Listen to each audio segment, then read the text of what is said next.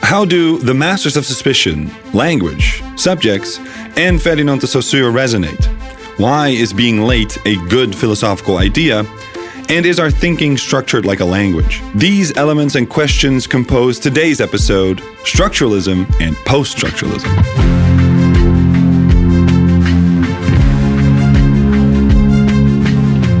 This is Political Compositions, the podcast where we explore the last 250 years of political, social, and cultural philosophy. We will confront thinkers, movements, and ideas from past and present that compose political philosophy today. I'm Jamie. And I'm Gijs. So turn on, tune in, but don't drop out.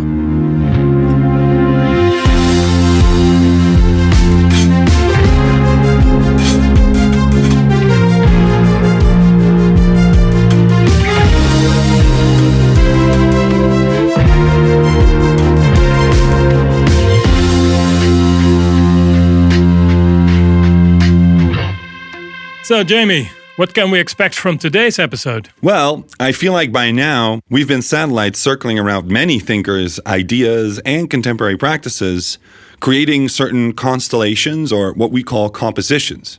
We have discussed why we think this is appropriate for this podcast, but we haven't really gotten into why or how this approach actually works philosophically. I'm not sure I follow you yet. What do you mean? To follow up on a previous episode where we shortly discussed that we are hesitant to simply define our concepts, or to put it differently, why are we being so difficult and indirect at times, whereas we could have very concrete and simple answers, right? Actually, I don't think there's any such thing as concrete and simple answers in philosophy or definitions. And I'm always a little bit distrustful when people say, let's cut to the chase. I prefer not to shave with Occam's razor. But I do agree that there should be method to our madness. Great reference to our previous episode on the culture wars. And it also immediately lifts the veil on today's topic too. That moment in philosophy, the moment of French theory, and the madness it introduces. It plays a big role for us here. Only today, we should encircle it less so from the social and cultural context and take a more direct philosophical trajectory. The proof of the pudding is in the eating, isn't it? So let's cut into our dessert of today. On the menu is post-structuralism and structuralism. But, well, wait. It seems strange to start with anything that is post, meaning after something else, when we haven't really discussed that which comes before. Well, we talked earlier about Derrida's notion of the supplement. So, in a sense, it is only through post-structuralism that structuralism is able to become what it is. So, in that structural sense, post-structuralism is prior to structuralism. But seeing you frown, I realize that I'm doing that satellite thing again, where I should be cutting chase. Well, you're forgiven. Let's agree that we trace two movements today, two movements and a subject, perhaps, as post-structuralism directly follows through on structuralism, especially in relation to what we in philosophy call the subject, and how the subject exists, or perhaps better put, how it is lost. If the Enlightenment was about the discovery of the subject, first by Descartes and second by Kant, then structuralism, what's in the name, is about the discovery of unconscious structures that precede, shape, and perhaps undermine the self-determining subject as imagined by the Enlightenment. That obviously makes us unsure of ourselves. And then post-structuralism is about not being so sure anymore about the fixity and universality of those structures, making us even more unsure of ourselves. So where do we begin then, especially from a supposedly post-structuralist viewpoint, as we indeed already saw with the likes of Derrida? Beginning is always difficult or impossible. Post-structuralist thought is about movement and difference. There's no obvious point where everything starts. Indeed, structuralism and post-structuralism both resist thinking in terms of development, thinking in terms of history. It's in their nature to break with whatever presumably came before them. They are, as philosophers say, discontinuous. But this does enable us to ask what it is that structuralism broke with. And the most likely answer is with Enlightenment thinking. So with the new role of the subject and the emerging scientific attitude, basically, and the hopeful promise of progress and control that came with it, the emergence of the subject as powerful master of nature and objects. Right. There are many thinkers, ideas, movements that precede structuralism. But if there's anything structuralism wants to break with, it's Enlightenment thinking. Maybe we should say that structuralism calls upon us to forget about Enlightenment.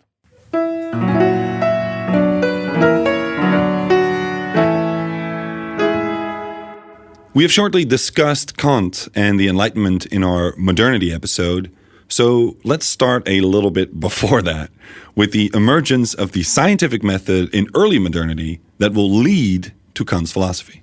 Yes, the scientific method. For us, 21st century humans, it might seem like science or the scientific method has been part of humanity forever, but it is a relatively recent invention. Yet it might also be our most faithful invention, this trying to understand and literally grasp reality. Ipsa scientia potestas est, as Francis Bacon said, knowledge itself is power. Bacon being something like the godfather of empiricism, which, by the way, is the main reason why Horkheimer and Adorno berate him in Dialektik der Aufklärung.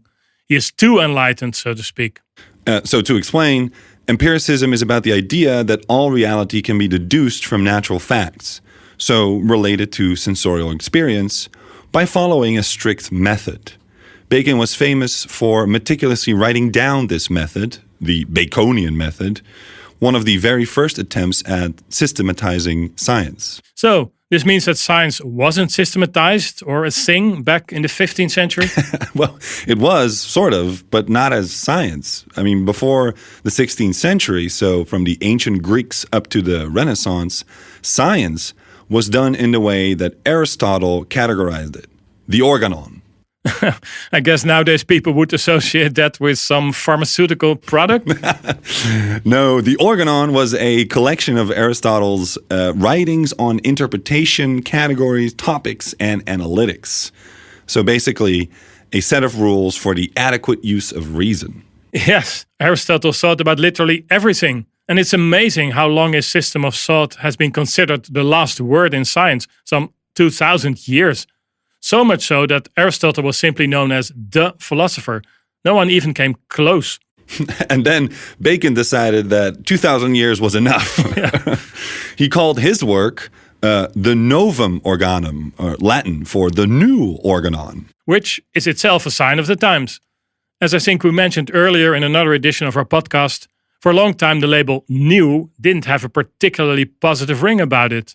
People trusted the old and were suspicious of the new. So can we say that Bacon was right? That his method was superior to Aristotle's? It's more like the answers that Aristotle provided no longer fit the interests of the day. For Aristotle, there's movement in nature because everything strives to move towards its natural place. And implied here is the idea that there is some moral and aesthetic harmony in the cosmos. For instance, an apple falling from a tree is part of that movement towards everything being in its naturally right place. While Bacon didn't really care about the rightful natural place of things, but about the rightful needs of man and the way nature could be pressed into service of these needs. His strict method would also counter the natural biases of the human mind, or the supposed idols. These were common but problematic explanations, such as finding non-empirical causes, that is, causes that are not observable or functional in reality. So, he is against metaphysics. Yeah, more specifically against trying to explain the observable reality through concepts or ideas that by definition don't have a physical manifestation. So, against spirits, gods, elements, and so on. All very interesting, but now I feel it is me that needs to ask you to cut to the chase, because how does all this relate to structuralism? We'll get there, but first, we need the second piece of this puzzle. Okay, puzzle sounds good. So, what's the piece? Well, it's a whom. René Descartes. His rationalism was also instrumental in the rise of the scientific method. He emphasizes the power of thought, the power of the subject, therefore, in opposition to an object, in opposition to nature and its power. Wait, empiricism and rationalism are opposites, right? At least if we follow Kant. Empiricism is about observation of the world. Rationalism is about investigating our thinking as the source of knowledge. Yes, empiricism and rationalism are not best buddies, but they are joined in their aversion to Aristotle's take on nature. The point here is not empiricism or rationalism, but how we start positioning ourselves in opposition to the world and nature. Both see the subject, the person who does the thinking and the observing, as the master over that which doesn't think, nature or objects. In other words, self-conscious individuals become masters of themselves, nature, and their fate. And even stronger, I think, both were suspicious of nature. For both, the world was treacherous, it could deceive you, but the subject was able to subdue it through thinking and reason. Bacon famously said that nature should be put on the rack by modern science in order to reveal her secrets. So the human subject as master, manipulator, and torturer of nature. A long way away from Aristotle indeed. And still a long way, I feel, from structuralism. Well, not really. I mean, structuralism stands for the break with this idea of the subject as lord over the world, the self-conscious manipulator of nature, the self-righteous extractor of nature's secrets. So, it breaks with the idea that everything can be made transparent, including the human subject itself. Right, and this break starts with the so-called masters of suspicion, as Ricoeur called them. Masters of nature meet masters of suspicion. It makes me think of an old 80s cartoon. And the masters of the universe, by the power of Grayskull.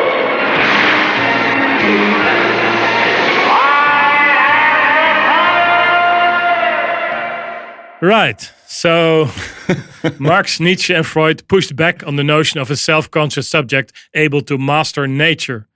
Each of them shows in his own way how human consciousness cannot trust itself. It's somehow driven by forces not under its own control. We've covered Marx's view here somewhat in our Marxism episode. Say the social, economic, or material conditions determine how you think or what you think. And this also produces false or problematic ideas about yourself. And his famous dictum of religion being the opium of the people refers to the false ideas, or what he calls false consciousness, that the working class has about their suffering. And then Marx was still an Enlightenment thinker. Yes, for Nietzsche the problem went even deeper, if that is possible. He thought human beings are all driven by a will to power, a force which makes us want to dominate others and subdue them. Doesn't sound that different from Bacon to me, wanting to be master over everything that lives. True, Nietzsche believes that morality, especially Western Christian morality, is a pathological attempt to deny and pervert this drive to be master. So again, how exactly is this different from Bacon? An issue also raised, by the way, in Horkheimer and Adorno's Dialectiek der Aufklärung. Well, let's go for the short answer here. For Bacon, this drive to dominate is an expression of rationality or control. While for Nietzsche, it is the opposite, an expression of irrationality, power without control, you might say. Which again sounds more like Freud, doesn't it? Our consciousness is merely a layer on top of something else called the unconscious, which features all sorts of desires which are certainly irrational and, let's say, uncivilized. Consciousness is merely a mediating force between the unconscious drives and the norms imposed upon us by society. But still, Freud was an Enlightenment thinker as well, like Marx, wasn't he? Yes, good point. Marx and Freud both believed that there was a cure for this pathology of consciousness, so to speak. A scientific cure based on Enlightenment thinking. For Marx, this was a collective cure. The working class could become aware of its own objective situation. For Freud, the cure was individual, based on laws of psychiatry, or rather, in his case, psychoanalysis. The talking cure, which can free you from thoughts and even words that are literally stuck within your body. Yeah, although it cannot free you from all repression and neurosis, because that is just the price you pay for living in society. All right, and so for Nietzsche, there is no cure? No, not in the sense that there is some therapy that could be followed based on science. This is because for Nietzsche, basically any mediation between unconscious drives and societal norms is wrong, pathological. Can we then summarize Nietzsche as shoot first, ask questions later? Yeah, except for the ask questions later part. In any case, have no qualms about shooting. Okay, so no psychotherapy, no introspection, no critique of ideology. No, those are all part of the problem rather than the cure. We should not be adapted to society at all. Any attempt to do so is part of the problem, not the solution. So it seems to me that if these masters of suspicion are right, we should shift the philosophical focus from the subject itself to the structures through which a subject emerges. We should draw the radical conclusion that consciousness is not a cause, but an effect. Ah, finally we get to structuralism.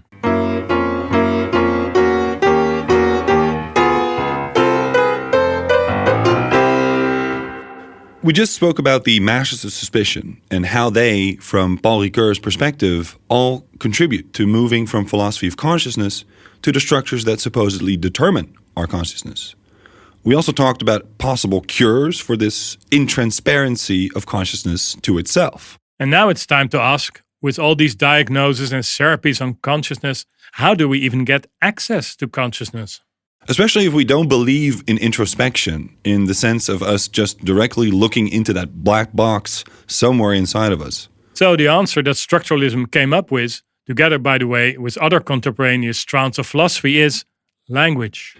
Language. I think our listeners could be forgiven for thinking that doesn't sound too radical or revolutionary. Well, that depends. The answer is anti-Nietzschean, for sure, because for Nietzsche it's about action, not language or consciousness. Still, there's a radical point here. The idea that we can only ever know consciousness by its output, so to speak, that is, through language. Or even better, we can do away with the whole notion of consciousness as being an unnecessary presupposition. Occam's razor, if you like. Well, this does fit with what we now call the linguistic turn in philosophy. A turn which was in the air, so to speak, in very different contexts in both Europe and America, though.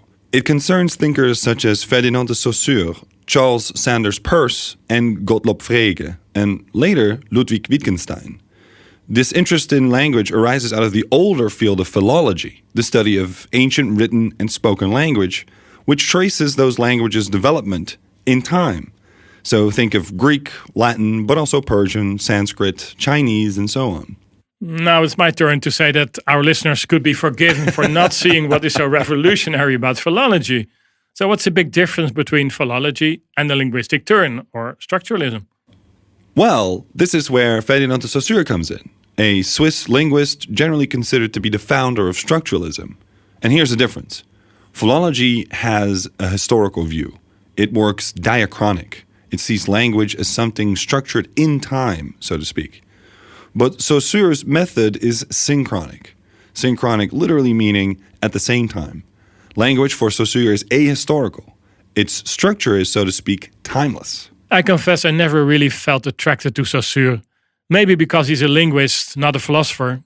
Which is not to say that I like all philosophers or even want to understand all of them. All right, I'll give it a try then. Saussure understands language as a shared system of meaning that doesn't refer to the world directly, but generates meaning through the differences between words, sounds, and so on. He wanted to analyze language as a formal system, meaning also a pure system, not muddied up by our real practical use of language. Ah, a formalist. More reason for my lack of enthusiasm. Well, he was a formal linguist, but he thought of this also in a very concrete manner. I mean, we can analyze the meaning of the word tree, not because it refers to a tree, but because it sounds different from other words, such as be or ni, or, well, totally different words as well. Okay, but if such a formal analysis of language has nothing to do with the world anymore, then what's the point? Well, I guess it's not that de Saussure denies that words may refer to something, but he wants to distinguish between the messy everyday use of language, or what he called parole, a result of the dialectical process of human interaction in the world and the struggle to communicate about it, and, on the other hand, the study of language as a formal system, as langue. Ah, it's beginning to sound like law. A formal system versus a messy reality. But there has to be some relation between the two, right? Like jurisprudence in law. Right. And as far as I can tell, language formally works through signs. So each sign has a signifier, say the sound pattern of the word tree, and the signified, the concept of the word tree. So we understand the sign because it is different from other signs, creating its own world of meaning, so to speak. And Saussure thought that researchers should stick to the formal aspect of language, the signifiers and signified. Again, like law. Lawyers want to stick with formalities and stay away from the messy reality. Or as philosopher Jeremy Bentham said, jurisprudence is the art of being systematically ignorant of what everyone knows. Okay. Well, I guess maybe Saussure doesn't have something like the equivalent of jurisprudence. But he does believe that the linguist must try and understand the individual experience of language as parole, as that everyday messy speech, but through the shared formal structure of language as langue. Okay, so even if we are competent language users, for instance, of the English language, and we can say things like we're saying now, talking about Saussure and linguistics and philosophy and signifiers and what have you, we can use the language pretty much as we please, right? We can even disagree in it, but we are not masters over language. Indeed, language is master over us. Language precedes us, it shapes us as an already existing system. Only through that system are there signs at all.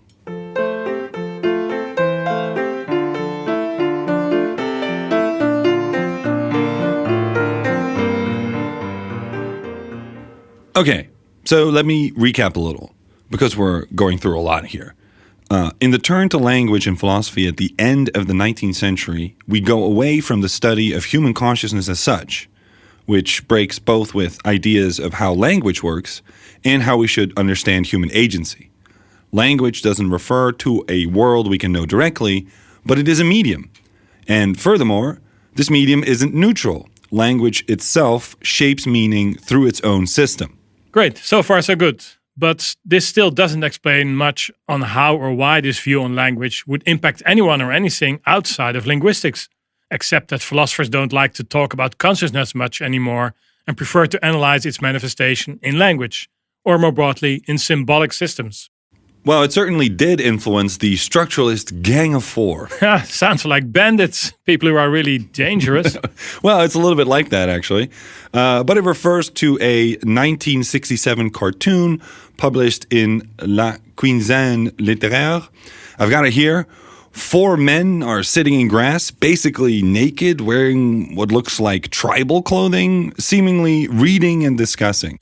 I can make out here, in no particular order, Michel Foucault, Jacques Lacan, Claude Lévi-Strauss, and Roland Barthes. Right. So earlier, we already talked about Michel Foucault, and we would be remiss if we didn't mention here that he was the writer of perhaps the most structuralist philosophy book ever, Les mots et les choses, a so-called archaeology of the human sciences. We could do a whole podcast episode about this, but it is Lacan that deserves more of our attention here. Yes, Jacques Lacan, a larger-than-life figure, paternal, somewhat autocratic, a maverick psychoanalyst and intellectual who strongly influenced philosophy, especially, of course, in France. Yeah, Jacques Lacan was really big. I remember being in one of the bigger bookstores in Paris a few years ago and discovering how big Lacan was. I had only heard of him here or there, thinking he was just a fringe figure. But it turned out that there was an entire wall or entire walls dedicated to the works of Lacan and comments on him. Apparently, he was huge. Yeah, although this is also typical for Paris. You can be world famous in Paris and completely unknown in the rest of the country. Everything in France revolves around Paris. Right, and within Paris, around a few arrondissements. So Lacan was one of the stars in this miniature solar system. The journalist Madeleine Chapsal recounts somewhere that when she entered a Parisian restaurant with Lacan, he took off his cape and, without looking if anybody was there, held it out for someone to take it from him. That's Lacan for you. So he just expected to be waited upon by somebody or anybody. So what was he? A genius? A provocateur? An autocrat? All of the above. And that is probably the main secret of his art. For instance, as a patient with Lacan, you were never sure how long your session that day was going to last. It could be the regular hour, but it could just as well be over in 5 minutes. The good reason for this is that Lacan resisted predictability. You should not just go through the movements, right? The patient should not play the patient, the analyst should not play the analyst. However, the reason could just as easily be that Lacan needed to run to the supermarket before it closed. Or, in this case, more likely, that he was expected for dinner somewhere. Although he also liked to show up late everywhere. Back to our core business. What is it that makes Lacan's psychoanalytic theory interesting for philosophy, especially structuralism? Hopefully, our listeners will by now have gathered that it must have something to do with language and with the unconscious. Language is not under our control, but possibly under control of our unconscious, if it makes sense at all that the unconsciousness has any kind of control over anything. Well, indeed, Lacan doesn't conclude that the unconscious has control over language, but he does conclude something similarly radical, namely that our unconscious is structured like a language. Not easy to see what this means precisely. It's almost like there are laws of the unconscious, that something has control over the unconscious, namely language. But that's not quite it. It's more like that the unconscious operates like language does, with the emphasis on operate. The unconscious is an operation, a continuous shifting between differences without meaning. And our consciousness desperately then tries to make some sense out of it, which can make us ill, as Freud understood. Okay, so when we speak, when we use language, on the one hand, we can basically say what we want. We can tell lies, we can fantasize, we can disagree, we can summarize Lacan, whatever. Yet on the other hand, we are disciplined. So by these operations that language consists of. Yes, language use is an ability or even a kind of virtuosity in dealing with these operations that go on at the level of the sign and the signified. Think of an analogy with music. We are forced to play notes, which exist as a system of differences, but we can and we must also play with the notes. And if we do this really well and sort of unpredictable, we are virtuoso. So to continue the analogy, we have no direct access to music, but we always have to go through the notes. Yes, and that's how it works with language. We can use it as we want, but still we always need to navigate its structure. And we can never master it. Right. Maybe we should say that we are always a guest in language. Language receives us, and through this reception, it provides us access to the world. So we can say that first we are born into the natural world as a newborn baby, and then we are born again, but in language. Yes, and the thing is, once we are reborn in language, or as Lacan says, when we are admitted into the symbolic order, we cannot go back to direct contact with this world, which previously seemed so natural to us. We lost it. Which, of course, is very frustrating. I mean, we are forever caught between the symbolic and that which is apparently still out there, but seems to stubbornly resist symbolization. Lacan called this the real, that which lies beyond the frontier of symbolization. Which, exactly for that reason, endlessly fascinated the Romantics. They couldn't stop fantasizing and speculating about what was perhaps to be found in that boundless region that was there, even right there within us, yet out of reach. So the clues for which are presented to us in psychoanalysis, right? These kind of occasional glimpses into our unconscious. Yet psychoanalysts don't appear to be romantics at all. No, they are, as you explained, more like linguists. They note and analyze our linguistic mistakes, but what these mistakes mean is our problem, not theirs. Telling us this is actually the main business of psychoanalysis. And there I was thinking that psychoanalysts somehow have to help us with understanding our desires and complexes and dealing with them. Well, they do. They just don't solve our problems for us. They show us that they are our problems. In this case, they help us by showing us that there is nothing to understand about desires, except our desire to understand them. Okay, let's put it this way. We experience desire, but we cannot communicate it. As soon as we try to, we translate this into terms like wants and needs. In a way, these are merely guesses about what it is that I desire, while in fact the only thing we can say about desire is that it expresses that I feel that I lack something, whatever that something is. So using language is making guesses about what I desire? Oddly, yes. In Derrida's vocabulary, we could say that we are always trying to find out what supplement we need. That's through which we would become what we are. The supplement isn't something we really lacked earlier. It's more like what we now would call an add-on. Right. And Lacan here uses the example of a newborn baby. When it cries, this appears as a pure need. the baby feels something, needs something, and cries. But we all know how newborn babies cannot care for themselves. The mother or the father has to help the baby, figure out why it is crying, checking the various needs one by one. So give some food, change the diaper. Go into psychoanalysis. No, that's only later on, after we've been hooked on using language. The whole process of caring for a baby, for Lacan, doubles as teaching the baby how to understand itself and use language to communicate about itself. If a baby cries, the mother might try and feed them and describe her actions in baby talk and explain what she's doing. Then, the baby slowly starts to understand its own crying, not in terms of uncommunicated need, but as a language-mediated want or desire. So not just a vague feeling, but trying to interpret a lack, that something is missing, through language. Exactly. The baby starts to think, so this is what I needed. And eventually also itself starts to speak in this way. But once we can speak, we do not really know what we need anymore.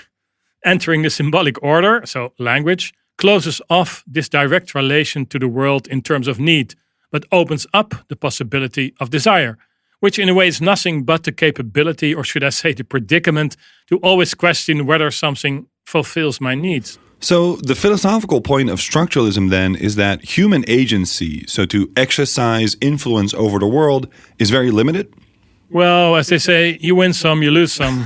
The message of structuralism is more that we shouldn't trust too much in what our consciousness is trying to tell us about how strong our agency is. Right. Now we are very far removed from the masters of the universe.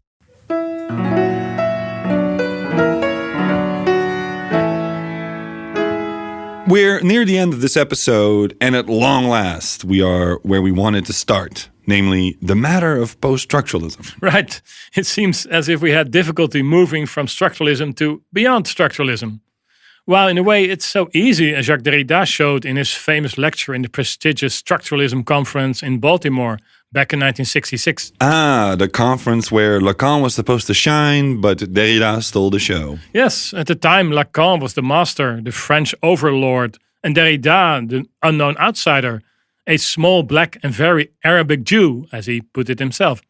This conference was set up as a big celebration of structuralism, but instead it became a kind of in memoriam for it, and in a way for Lacan. Tant pis for Lacan, but at least he was featured in his Gang of Four cartoon, while another famous structuralist, Louis Althusser, was left out. Rightly so, I think, but I suppose we disagree here. Well, in that case, let's get back to Derrida. Sure. So where the structuralists were revolutionary in doubting whether consciousness can ever be sure of itself, Derrida questioned the self-certainty which the structuralists identified eternal structures supposedly determining our consciousness. In a way, he beat the structuralists at their own game. Yes, he did them one better, you could say. That's also why it's properly called post-structuralism. It is one more move in the same game, which nevertheless changes the whole game.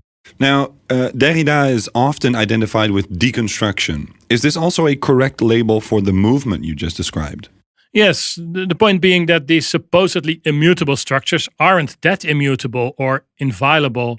Structures are never that closed. There are always inconsistencies, breaches, disconnects, which somehow make it break up, founder, or at least they need to rearrange themselves continuously. So the synchronic principle doesn't really hold. The structure is changing, also in time. Right. Does it then have a history after all, or is that putting it too strongly? Really good question, and a challenge, one which Michel Foucault took up, although in a different way than Derrida. I bet this answer will somehow have to do with power then. For sure. Having argued that structures do change in history, it's of course up to post-structuralists to say something about why they change. Is its changes random, some adaptation in response to irritation from the environment? Like evolution, more or less. Indeed. Or is there some identifiable force or principle at work here? I feel the ghost of Hegel approaching, saying, like Hamlet's ghost, "Remember me." Yeah, Foucault felt that ghost too. So what was Foucault's answer? What did he do to repel the ghost? In a way, he replaced it by another one, or renamed it, if you like. The ghost is now called power. The ghost that is everywhere. To be fair, he also presented a methodology to accompany it called genealogy. which is Foucault's version of Derrida's hauntology. Well put. Fellow ghosts, so to speak, both aim to dispel that other ghost, that of Hegel. Genealogy is like the deliberately superficial equivalent of Hegel's dialectics of history. It avoids the deep. It's rather about small details, minor shifts, subtle contours. And the history it traces is sketchy in the sense that it acknowledges that contingencies and power may intervene at any point in this history. So this history is not very steady. Not at all. It's not even history, at least not one history, but more like traces of histories. It is history undoing itself. One more analogy was deconstruction. So where does this leave us? It seems we are no longer at the mercy of structures, like in structuralism, but are we any better off in post-structuralism? Do we get the subject back? We never really get back what we lost. Unfortunately, that particular principle of psychoanalysis turns out to be universal. But the process of mutation inherent in all structures, so their deconstruction, as Derrida would say, does give us some sort of flexibility to escape its grasp, or at least not simply to coincide with it. Let's say that we can ride the wave of this process of mutation. So post-structuralist subjectivity is something like surfing the waves of deconstruction. We cannot really beat our material into shape, but we can make use of its properties, and especially in a way its flaws, sort of outsmarting it, like a surfer outsmarts the waves. Yeah, subjects, we are a product of the flaws in the material of the structure. To put it another way, we can speak because language fails. Well, us post-structuralist subjects are no masters of the universe for sure, but surfers of language sounds cool to me. I'll settle for surfer dudes anytime. Then go, my silver surfer. The space ways beckon, and the great hunger is upon me once more.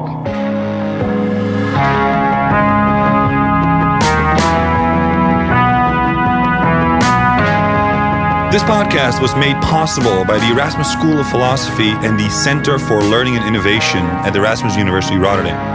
A special mention goes out to Mirjam Fuselier and Sun Liu. Thank you, Sam Vitikainen, for the beautiful opening and closing theme, Daniel Nolet for his expert mastering, and thanks to Ludo de Bo for his insights and guidance in this project. Finally, we would like to thank our editor extraordinaire, Max Wassink.